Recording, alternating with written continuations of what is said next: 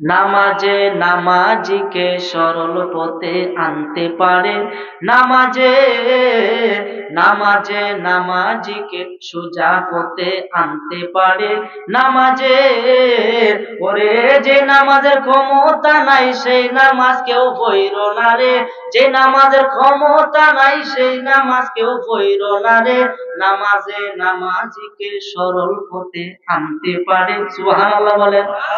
আশেকের নামাজ রোজা রুকু আর সেজদা ছাড়া, আশেকের নামাজ রোজা রুকু আর সেজদা ছাড়া, ওরে আরাম আয়েশ সবই হারাম, আরাম আয়েশ সবই হারাম, সদাই তাকে ধ্যানের গড়ে, আরাম আয়েশ সবই হারাম, সদাই তাকে ধ্যানের গড়ে, নামাজে নামাজিকে সোজা পথে আনতে পারে, নামাজে নামাজে নামাজিকে সরল পথে আনতে পারে। কইতাম একটা কইতা, আদম হয় আল্লাহর সুরতে, দাগ লাগিলে চেহারাতে, কিন্তু অনেকে ব্যস্ত লাগে আমার কিছু করার নাই, সরাসরি হাদিস।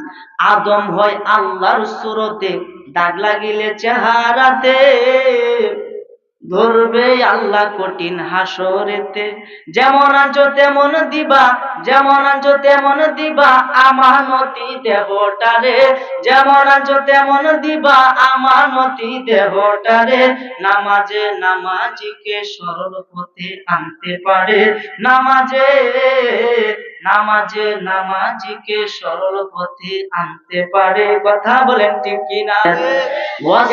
একটা বছরে একটাই হয়, বছরে এক জায়গায় একটাই হয়, এই জন্য মাহফিলটাকে একটু সম্মান করবেন, একটু মহব্বতে ধৈর্য সহকারে কয়েক মিনিট বসবেন। আপনারা রাজি আছেন সবাই? ইনশাআল্লাহ ইনশাআল্লাহ কয়েক মিনিট বসবেন। আমি আশা করব অল্প কথা বলবো, কিন্তু অল্প বললেও যদি আপনারা আমলে পরিণত করতে পারেন, খোদা কি কসম দুনিয়া এবং পরকালে উভয় জগতে কামিয়াবি হবেন। বলেন সুবহানাল্লাহ। মনোযোগ সহকারে শুনতে হবে। আমরা রাজি আছেন ইনশাআল্লাহ? ইনশাআল্লাহ। এই যে আপনারা বসে আল্লাহ পাকের জিকির করলেন, প্লাস নবীর প্রতি দুরূদ শরীফ পড়লেন, এতে কি লাভ হলো না লস হলো?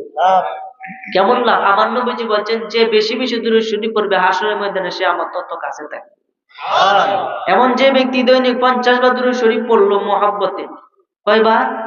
50 বার। কেমনে? আপনি ফজরের পরে 10 বার পড়তে পারেন, জোহরের পরে 10 বার, আসর মাগরিব এশা কয় ওয়াক্ত? 5 ওয়াক্ত। 5 ওয়াক্ত যদি 10 বার করে পড়েন তাহলে কয়টি হয়?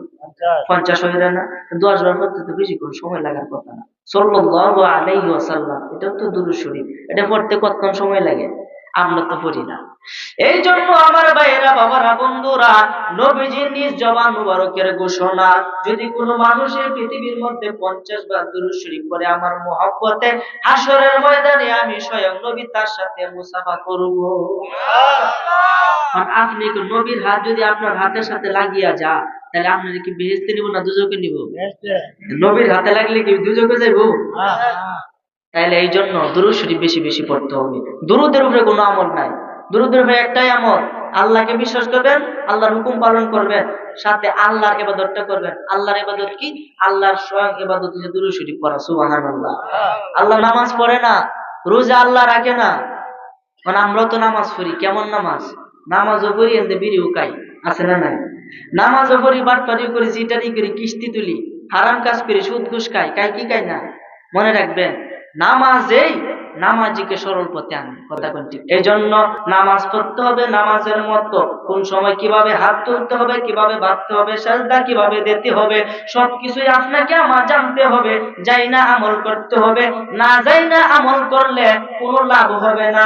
এই জন্য বলা হয়েছে, আলেমের ঘুম আর মূর্খের ইবাদত সমান। আলেমে ঘুমাইবো, মূর্খের ইবাদত করবো, কিন্তু সব আলেম রইব। সুবহানাল্লাহ বলেন না? এই জন্য নামাজ হতে বুঝতে পারছে। আমার কথা এটা না, কথা হইছে নামাজ তো আমরা পড়ামি, আমরা মুসল্লি মানুষ, নামাজ পড়ি, খারাপ কাম করি, এই নামাজে কাম করি। আল্লাহ বলেন, ইন্না সলাতা তানহা আনিল ফাহশাই ওয়াল মুনকার, অর্থাৎ নামাজই একমাত্র আপনাকে আমাকে খারাপ কাম থেকে বিরত রাখবে। নামাজই কি এটাই বুঝি না, নামাজ কি এটাই বুঝি না। হ্যাঁ, এই জন্য বলবো নামাজ পড়বেন, বুঝে শুনে পড়বেন। আপনি ইমানদার মানুষ, মুসলমান মানুষ, ইমান গ্রহণ করার পরে আপনার জন্য নামাজের আদেশ এসেছে। এই জন্য আপনাকে সঠিক টাইমে নামাজ পড়তে হবে। আল্লাহ যেন আমাদেরকে 5 ওয়াক্ত নামাজি বানায়, বলেন আমিন। আমার ভাইরা বাবারা বন্ধুরা, নামাজও আল্লাহর জিকির, রোজাও আল্লাহর জিকির, আল্লাহর জিকিরও আল্লাহর জিকির। এক কথায় যেই কাজে আল্লাহকে স্মরণ হয়, যেই কাজে আমার মাওলাকে স্মরণ হয়, ওইটাই হলো জিকির। জুড়ে বলেন না সুবহানাল্লাহ।